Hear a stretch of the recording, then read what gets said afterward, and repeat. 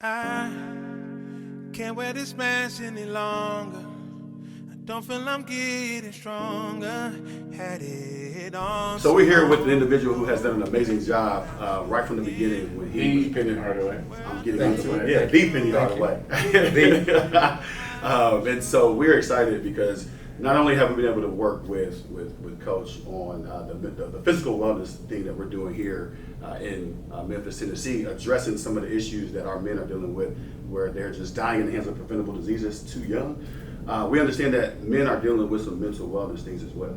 And we're excited because we are able to bring our Real Men Real Talk conversations to the city of Memphis, where on a monthly basis we've been able to have men come in a safe space and just talk. Because we're trying to give men permission to understand that it's okay to talk. And so today, we're excited to actually have a conversation with Penny Hardaway to talk about some of the things that you have either dealt with or you have in your life been able to overcome. Because we understand that when men start opening up, other men are able to say, hey, you know what, that helped me. That is something that really I've been carrying, but I'm okay now to talk about it. So how you feeling today, man? I feel great, because I'm blessed, obviously, to be the head coach here in Memphis, to be from Memphis, and to be, partnering with you guys, coming here to help our city. We know we have problems physically and mentally in our community, and for us, helping us is something that I'm all about. That's near and dear to my heart, and I feel good anytime I can help my community. Awesome. Let me ask you something. We were talking to a professional athlete yesterday, and he talked about one of the darkest moments of his life was when it was his last day to play football, when he found out that he was no longer going to be on the team. Have you ever had a moment in your profession, because you've been a big-time professional, lots of fame, glory, rewards, accolades, people love you, but have you ever had a moment of darkness when you felt like all that fame and glory didn't mean anything? Yeah, for sure. For me, it was when I got to the point to where I was older. I had knee surgeries and I couldn't get back to the prowess or the promise that I was. And that was a reality check that was very dark for me, because I was the best guard in the world. And then having knee injuries, I couldn't get back to myself, and walking into arenas, going home at night, going to practice in terrible pain. At one point, being ridiculed by people saying, was I faking the injuries? Peers, wondering, he got paid, now he's overpaid, things of that nature. It bothers you a little bit, and that didn't bother me as much as that I couldn't get back to where I wanted to be. The talk is always going to happen. Right. That was the first time. The second time was when I finally ended. I got cut by the Miami Heat because they wanted to kind of redo their roster, and Pat Riley, being a genius, he let some guys go. I was one of the guys, and I knew I wasn't going to get back into the league. So I couldn't get back to myself in the game, and then all of a sudden I get cut, which I never thought in a million years that could happen. I got cut by the Miami Heat, and that was the second reality check. So those 2 days were very, very dark days for me. Wow. Talk to me a little bit about how did you? So those are some dark days. Describe some of the thoughts that were going through your mind. Describe some of the possibilities that you were kind of putting in front of you at that moment when you said, you know what, I didn't sign up for this. This has basically been placed in my path, but this is how I feel right now. Yeah, my faith has always been real. Even though it was dark days, I just said, hey, God, you just wanted me to do something else. What is it that you want me to do? Guide me to what you want me to do. You don't want me to finish my career as one of the top players to ever play the game. My career was short, and even though I had a great career, when you add all the numbers, I just started asking God, what do you need me to do? Because it wasn't on me anymore. It never was on me, but for my career to be shortened, I was wondering where he was going to guide me to, and eventually I found out a couple years later where he wanted me and planted me, and that's with in my community with the kids at Lester Middle School in my old neighborhood of Binghampton. And but it was some depression because I was really trying to fight out of it. I want to get back to where I was, so it was some depression. But again, I just kept praying. A couple times I went front to back the whole Bible, just every day reading different chapters and just really trying to get myself. And it wasn't because I've always been a guy that was raised in a church. And I didn't just turn to it because it was dark days. It was just I knew where I knew where my answers would come from. Absolutely. And I, at that point, just started asking him, what do you want me to do and where do you want me to be? And I knew eventually he would show me. Wow. I can actually relate. You know, being from Detroit, Michigan, being the oldest of four, I didn't make it to the NFL or MLB, which was a goal of mine that I had for the first, let's say, 26 years of my life, right? I knocked on the door of the NFL multiple times. It cracked, but it never fully opened, right? But then getting to that space where I'm like, I hate who I am now because this is not who I dreamt I would be. I remember asking God, like, what is it that you want me to do the rest of my life? Because this is all I ate, slept, and drank for the first 20 plus years of my life. And I felt that was going to be the vehicle that was going to drive me to some places, to take, you know, mom and dad to some places, family, and have a life that people around me would be able to benefit from. And I do remember being in a space where I was like, you know what, I do have some success in other things, but what's the next? And I got to a place where I did have to say, all right, God, like, I know all this is working together for my good. What is it that you want me to do? And then he hit me with it and said, listen, I want you to turn around and share with other people, other athletes, what it is that you have learned from all of this. Because sports will teach you a lot of cool lessons. Absolutely. And a lot of life lessons, right? And sports, at some point in time, it's going to have an expiration date, guaranteed. And when it does, as far as playing it, when it does, you got to realize it's time to make that transition, hop to another vehicle. But you black guys really rely on sports. We do a lot. But tell me, what do you think about why is it so difficult for black men to open up and talk and share and release? I mean, we'll talk about the basketball, football game, we'll have a drink, we'll talk about how cute the chick is, all that, but we won't talk about what's real going on in our life. Well, the reality of that is life has taught us that if you tell the truth, sometimes it can hurt you. If you tell your truth, it can hurt you. People laugh at you, people talk about you, and as black men, you don't want to be embarrassed. You just don't want to be embarrassed. So it's just, we hold it. We do. You know, because somebody might judge me. And there's really only one judge, and we know that. But it's some way humans can really crush another human. You know, if I feel like you can really hurt me or I can give my truth and it hurt, then I'm not going to do that. You know, I remember Jay-Z, who was one of my favorite artists, he talked about his mother holding the secret that she was gay. And then the day that she came out and told him, he cried like a baby because he said that her truth she wouldn't say because she felt like he would judge her. Because, you know, he's a rapper, he's in his rap songs probably talking about whatever. And when he finally said, he said she's free now, and man, he cried like a baby. So that's our truth. Like, we're afraid to really do it because we're going to be judged. That's how I feel.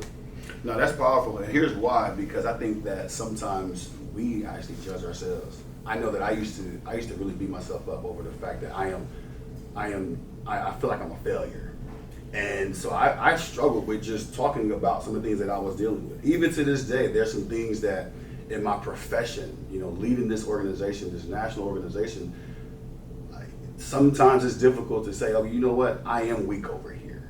I am struggling in this space, right? I used to deal with being a perfectionist, like dealing with making sure that everything is just done at the highest level, but understanding that no one's perfect.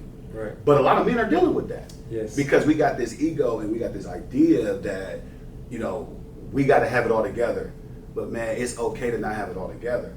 It's okay. Like we are work in progress, and we got to understand that, man. So, you know, when you have opportunities to have a safe environment and talk, we as men, we got to embrace that, because another brother is counting on somebody to just say something that's going to help them get through their dark time. Now, Penny, tell us about you saying something to get through your dark times. Give me some tools that you use to cope. I mean, you're a coach now, and you're coaching this basketball team, and you know the expectation is that you win. And so if you're not winning, you know you're the worst person in America. Absolutely. So how do you cope with all that? I've never been short on confidence my entire life until those two moments, because it was like, man. But other than that, I've been solid, because that's all I knew was basketball. But I did get an education. I did, graduate college, and I knew I was going to be okay. But how I coped with it was I surrounded myself with energetic people. People that can, that made me feel good. That energy was just so, the connectivity of the energy with guys laughing, joking. I hang around guys that just want to joke and laugh all day. We're about business, but we do have a side where we laugh, we joke, because laughter is it's so good for the soul. Yeah, I be trying to help them understand. I be like, dude, why you gotta be so serious? Well, when the joke's on me sometimes, I'm like, all right, I ain't laughing. But we agree on that too, because with all the things that we're doing day in and day out, we do find ourselves enjoying laughter, and it frees us from, it's therapeutic. Having an opportunity to just be yourself, let your hair down, enjoy a moment. A lot of men, they can benefit from doing that. And understanding that at the end of the day, listen, you're doing your best. You're doing the best you can. You put in your best. Well, are you doing the best you can? So, like a father, you're a father. I am. And you got to raise your kids. How do you cope as a father, raising kids that have issues and all kinds of stuff going on? How do you cope with all that? I cope with it because I meet each one where they are, and I don't try to judge them how I was raised, because it's a different era. So I try to meet them where they are. With your father? I do not have a relationship with my father, and if I see him today, I'd hug him, shake his hand. It's just that I'm just that type of guy. But with my kids, I meet them where they are. All of them are in different places. You can't treat them all the same. You love them all the same, but you can't treat them all the same. That's good. So, yeah, I don't have a relationship with my father. So you didn't have a relationship with your father. So we talk to a lot of guys, and a lot of times we're talking to guys, and guys like, I really wanted my dad to throw the baseball with me, and I really missed that opportunity. And my attitude is, my father wasn't that great, but I would say, hey, he was a college educated, very profound man. I was like, go get a baseball and throw it to yourself. How did you deal with not having that relationship with your dad? I had a great grandmother, and I watched her work. She was very independent and never depended on anything. She taught me how to be independent. I never one day was like, man, I wonder where my dad is. It's just, honestly, and I love him to death. I love him, and because he is my father, but I never worried about him not being there. Not once. Like you said, I threw the ball to myself. I went to play basketball, I dribbled the ball myself. Not once did I say, I need my dad to teach me this or that. And then the neighborhood I grew up in, man, you better get it. You got to work to get it. So I stayed busy on, just working to get it and not really worried about what I didn't have. So you had confidence. So number one, I heard you said you cope because you had confidence in yourself. And I think that a lot of times black men don't really have that confidence in yourself, because if we're confident, I know they called you cocky. And if white men are confident, they like, he has confidence. Ours is arrogance. Yes. So when you have your confidence, you feel like you're now sharing that with your sons? Yes, and that's so funny that you said that, because I've been deemed one of the most hated coaches in America, like Deion Sanders, because I speak my mind, or I try to speak the truth. I've never been disrespectful. I've tried to speak the truth about us and how we are, as no one's ever tried to get to know who I am. They just see me for being who I've been. They don't know the real inside. So when I say something in the media, they take it and they run with it, and it becomes cocky. I feel like I'm a marked man because I said I want to win a national championship. How bad is that? And I should want to win a national championship. And I'm dealing with young African-American men. 99% of my teams have all been African-American young men that I'm trying to build into men to make them better humans, better fathers, to learn from my mistakes and to be able to push them in direction that I don't think any other coaches around the country are doing like me. But I get deemed to being one of the worst coaches because I said that I want to win a national championship, and it looks like I'm cocky, which I'm nowhere near. But that should be the goal, right? That's like, why even sign up for this if you're going to not put your eyes on winning it all?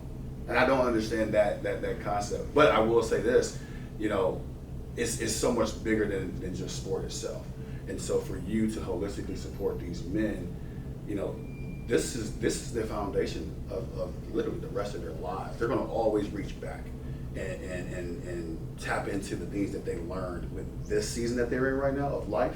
and the role that you're playing. You know, I really commend you for, you know, not having that relationship with your dad, but then being mindful that you do play that type of father figure role in the lives of so many men, and you're doing it right here where you grew up. You know, and talk to me about like how share how that has to feel for you, because that's not something that a lot of athletes, they get that opportunity to come back and sow into the place where they were raised. Yeah, first I'll give credit to my kids because they've had to share me with hundreds of other kids, male and female. And they've been great because they've learned, like, you know, these other kids and other, you know, people, they need my dad as well. And God put it on his heart, or is working through him to help other people. So they're great. My kids are great when it comes to that. That's awesome. But it's a blessing that God gave me that heart to want to do for my community. There's a lot of people that can talk about it, but I'm about it. I'm in the heart of the city. When I was in middle school, I was in the heart of the city. Even before that, when I was in the NBA, I always came back and gave to my community. And then high school and college, the same thing. Obviously, there's more restrictions in certain places now that I'm in college, but I just take that pride that my grandmother instilled in me, you know, to always help, you know, if you're able to. Whatever you can do, always help, and that's what I'm doing right now. Wow. So you got young black men, and you know, I do want to say to you, thank you. My children have had to share me with all kinds of people, and it's really funny because I asked them one day, I said, well, who else are you calling dad? And they was like, nobody, because all their friends call me dad. And I'm going to ask you this, as you got these young black men that you are mentoring, what would be your advice to these young black men? Like even right now, I'm much older than both of y'all. And, okay, so I'm the old guy. He don't look it though. I No, he doesn't. What would be your advice to the young black men that you're coaching them and mentoring them? And how do they separate themselves from other young black men so they can be successful? You know, I talk about this all the time with these young men. It's just about dreaming and daring to be great. You know, your style and your swag separates you from people already anyway, because God made you different. And don't think that there's anything that you can't ever do.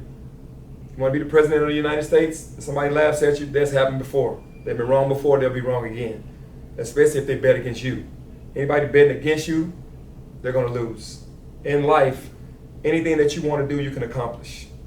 Anything, you know, and don't ever lose your confidence, keep your faith, and keep your head up. You know, I've heard about, you know, in the dark times, keep your head up. In the light, keep your head grinding down. You know, that's what I learned. That, you know, just basically like when they want you to hang your head, keep your head high. When you're grinding and you're winning, keep it down. You know, and that's how I look at life. And those guys respect me because I just keep it real with them. And so before we conclude with this, I do want to say to you that what do you see all these young black males out there and the gun violence, and what do you think the answer is to all of this? Man, first off, I just hate that we can get to a point to where we can hate someone that looks just like us enough to kill them. That's very hurtful to me because it's unreal. You know, from where we've come from, and we all know, well, we had to bond together back in the day. Now we're not bonding together. And I think the thing that has to change is these guys need mentors, obviously. They need the churches in the neighborhoods to be like how they were when I was growing up, where you have more events where they can talk and speak and give their peace of mind because they're angry. You know, when I coached middle school, a lot of my kids were just angry because they weren't having a life that some other people on social media that they were seeing were having, or that they didn't have the things that they needed to have. But to answer your question, what can change that is that it just needs to be more love and arms wrapped around these kids because they only have each other. And when they have each other, the decisions that are being made are just not going to be mature. So let me ask you a hard question. I like that, what you said, but from a real men, real talk, why don't more black professional people come back and give? What's your opinion about that? I mean, you think in terms of, like I hear all the time, we need money. I'm like, we have black billionaires, we have black millionaires. That excuse we don't have the money anymore does not work with me. What do you think needs to happen? What is the one thing you think needs to happen with black men to come back and get our boys? I think that the most powerful black people in the country that have the money have to unify, and then it's just to start the snowball effect around the country. And I think we're a society of trends. You know what I mean? So if you get the top to come together, then the bottom of the pyramid is going to form. I feel like you don't have to form the bottom first.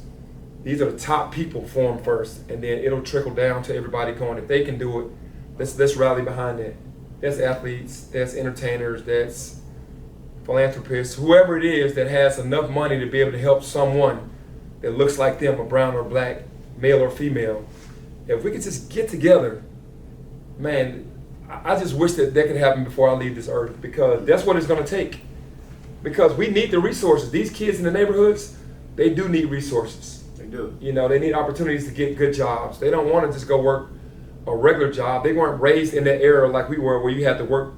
You had to work. So, you know, they weren't. So, and especially in my area where I made $1.25 an hour. Oh my goodness, and that was great money back then. Right, and they was making it work. It's just you gotta put your arms around these guys, man. I heard the really stories. How's he gonna act like he knows something about what I said you have to make it work. Hey, listen. I've heard the stories, and I totally understand it. I think that's something that you said that was very critical, is love. What we have seen, and this is like all across the country. There's a thirst for love amongst black men. There's a lot of black men right now that, number one, they don't love themselves. Number two, they have yet to even tell another man that they love them, or had another man tell them, hey man, I love you. And what we have seen is when we begin to create these environments where men can really feel like there's true love in the room, tears flowing all over the place, new beginnings are happening. Freedom starts just taking over the room, because at the end of the day, a lot of men really are in need of just somebody to just let them know, hey man, I love you, I got your back. Like, we're gonna walk this journey together. So that idea of you saying that, you know, those that are at this higher level, if they work together, it'll flow down. Even if we had love at the top of it, and that flowed down as well. Now you got men that feel as though, you know, before I even look you in the face and want to pull the trigger, you know, I can't do that, brother, because you know why? I got love for you, right? And that's something that, you know, JG and I we've had to self-disclose that, because coming from an environment. You never said I have love for you. You may never say he over there joking, because listen here, when we are in the air, I tell you what, it's something about it. We really do have some really deep conversations about that word.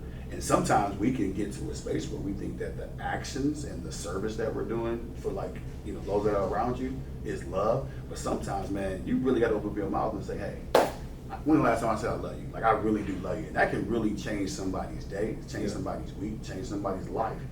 And so, you know, with this Real Men Real Talking and creating that safe space, we're letting men know that it's okay to tap into that side.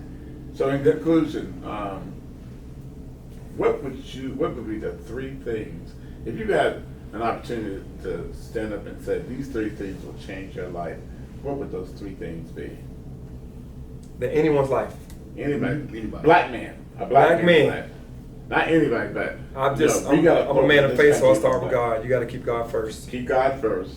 And what does that mean? Because, you know, I was here. Keep God first is just, you know, never, you know. Like go to church, pray. Yeah, you got to pray. You got to go to church. You have to, I really feel like you have to have a relationship with God. Yeah.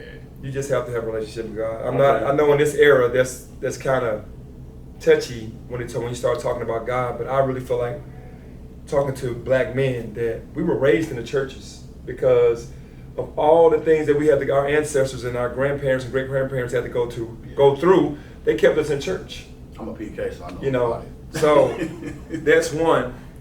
Number two, I would say become a determined person that you won't fail at anything that you do, because a determined person to me can never fail. How do you become a determined person? You gotta try in every inch of your life or of your being to be successful at whatever it is. And when one door closes, you go to the next door. When that door closes, you go to the next door. Is it okay to fail? it's definitely okay to fail because that teaches you the lesson that the next time, okay, I know not to do that. Failure is healthy. Failure is healthy because it breeds champions, it breeds winners. Failure does. Because if you failed enough and you're determined, and you finally get to that top, now I feel like you'll take off. Yeah, and number The 3. third one. Number 3, prayer, determination, and I feel like you got to have love in your heart for everybody and never want anybody else to fail. Just focus in on you and just share the same love because your energy can be contagious to somebody else and you never know what you can do when you have a ton of people that really love one another. I love the story about these Belgian horses. I think they're Belgian horses that they can pull 4 times the size of their weight when they've been raised together. Meaning like if it's just 2 normal horses, 2 Belgian horses that haven't known each other, been raised together, they can just pull enough that's very, impressive. But when they've been raised together, they're around each other, they're loving each other, like we can, like through love, then they can pull 10 times their weight. Wow. Because of that reaction of one another and loving one another. So to me, it's God, it's determination, and it's love. I feel like if you have those 3 things, you got it. You can get whatever else you want. Hey, we appreciate that. What do you think, Kenny? You want to conclude this? No, I think that's incredible. And if we apply those 3 things, we're going to see a lot of men take their lives to that next level. And so we appreciate you for... Thank you. I appreciate you guys as well. Man, to have the opportunity to sit down and have a real men, real talk where we created our own space to give ourselves permission to share. We encourage everybody to tap into the work that we're doing. Follow us at AA Wellness Agency on all platforms, aawellness.org. Real Men, Real Talk is the next thing that's going to really take this city of Memphis to another level because we are letting our black men know that we are here for you. We're going to walk this walk together. And I'd like to say, we did hear Penny Hardaway said that at some point in time in his life, he did have some disappointments. Absolutely. He had some setbacks. But he didn't let that make him stop. No. He had the confidence in himself that he was going to win. And so, brother, I want to say to you as a brother who have watched you, and I'm old enough to watch you from when you was young to now watching you get older, I love you, and I love your commitment to black men. Thank you. I love you guys' commitment to black men as well. We can get it done. Thank you. Absolutely. Appreciate it.